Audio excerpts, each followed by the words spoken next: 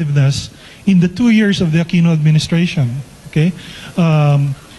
Furthermore, they say one of the key reasons is that good governance has been part of the story, and the DOST and the ICT office, and actually the CECs, have been a big part of that story. Okay. For example, the Philippines has improved 27 places in the use of public funds, 33 places in public trust in government. Once you start having more public trust in government, that activates the entire private sector, academia, etc., to move in the same direction. Okay? Next slide, please. Another thing we'd like you to understand is that the ICT BPO industry, information technology business process outsourcing, is actually central to the fast growth predictions.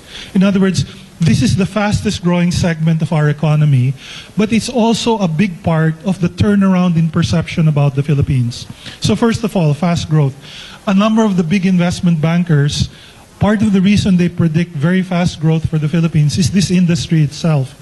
This is our growth trajectory since 2004 to 2011. Okay, if you look at that, that's about a 30% compound annual growth rate per year between 2004 and 2011.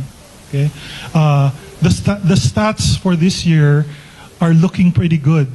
Okay, so we're actually becoming the preferred country in the world, and we're now number 2 behind India. But the biggest companies are actually selecting us.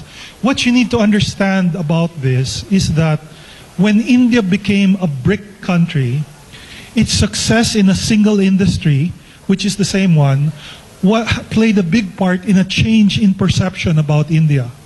When India demonstrated it could be world-class in a single industry, not only did investors come in, but they started looking at India with a new set of glasses. The same thing happened with China. China's success in manufacturing was responsible not only for attracting investors, but a turnaround in perceptions about China. The same thing is happening about the Philippines. That's what I'd like you to register.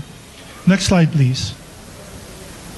Now, not only is ASEAN coming to center stage, not only is the Philippines coming to center stage, what we're starting to call the global Filipino knowledge professional is now coming to center stage. Companies are realizing that the key to the success of the Philippines in information technology, business process outsourcing is our people. Okay? I talked recently to the head of outsourcing of Saudi Arabia, and he told me that the Saudi Arabian government and all their companies prefer Filipinos. Okay? So they try to get Filipinos, but what we're going to try to interest them in doing is to start subcontracting to Filipino firms, you know, to bring the business here instead of our people having to migrate to Saudi Arabia. The same thing is holding true of so many other companies. Companies are telling us now they will actually pay extra for Filipinos to handle their business. I'd like to give you an insight as to why people are thinking this. It all started with our OFWs. They became a global sensation.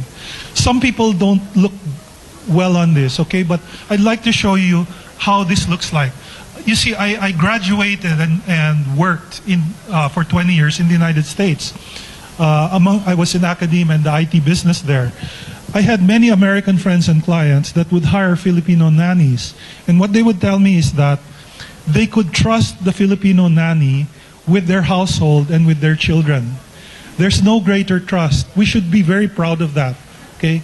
So not only could they be trusted, but they could see that the Filipino cares for their children. That's really why our OFWs are in such global demand. Take it to the next step. Our nurses have also been global sensations in high demand around the world until they started imposing restrictions, you know. But the bottom line is our Filipino nurses care and bond with their clients, or their patients. And everyone knows that, and that's why they're such a high demand. If you follow my reasoning, I'm also going to tell you that's why our call center workers have been in such high demand. Philippines has become #1 in the world for call centers. The reason why is that the Filipino call center worker empathizes with and cares about the client, and that client can feel it over the phone very dramatically. They prefer Filipino workers over any other. What I'm going to show you is the next step is we'll start marketing that is not just our OFWs, not just our nurses, not just our call center workers. The next step is it's the Filipino global knowledge professional that you can trust and cares about your business. That's going to be a global success. Why? Global business is increasingly international. Okay, companies like the one I used to work for, IBM, do business in 170 countries.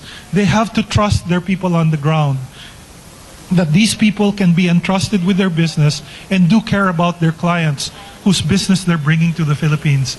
It's the Filipino you can trust. So this success story is going to continue on for quite a while. Next slide, please.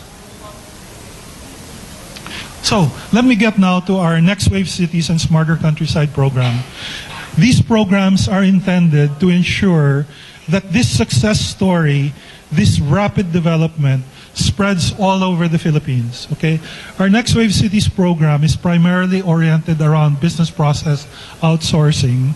Our Smarter Countryside program is primarily oriented around the domestic economy. Okay? Entrepreneurship, job creation, etc. Okay? Next slide, please. When you talk about the Smarter Countryside program, this is actually a support program for a program conceptualized by the national ICT councils around the Philippines. Okay, these are the partners of our office. Okay, if you're from the CECs, you're partners also of the ICT office, just like the national ICT councils are partners of the ICT office. I think one thing that we're seeing is that these two partners don't really talk enough because the programs are run by different segments of the of the ICT office. So, okay, so what we're going to suggest is maybe we ought to start teaming up in some programs. It might make sense for us to start working together. Okay. Originally, I was going to go through all our programs. Next slide, please, and give you a choice of what you can look at. I'm going to show you, for example, our current program since August is the ICT roadshows. These have been smash successes, but this demonstrates how capable our ICT councils are. The picture on your upper left-hand corner is our ICT roadshow in Nueva Ecija. Okay, the program was delayed because they had to keep bringing in chairs. Can you see the number of people that attended? Okay, 2,490 or so registered participants. We were planning on something like 300 people per ICT roadshow. Okay, for the 9 roadshows, we were thinking, wait, maybe we'll get 2,700. This one we got almost 2,500. Zamboanga, where Cheryl and Dennis attended several weeks ago, was another full house. Okay, our next roadshow, by the way, is in Davao City, November 9th and 10th. That's 2 weeks from now. I'm just wondering if we can come up with a crash program of cooperation. Maybe we can roll it out in Davao City 2 weeks from now. Maybe. Let's see. Okay. So I'd like to suggest a couple of programs where maybe our ICT councils can collaborate with the CECs. Okay. Next slide, please.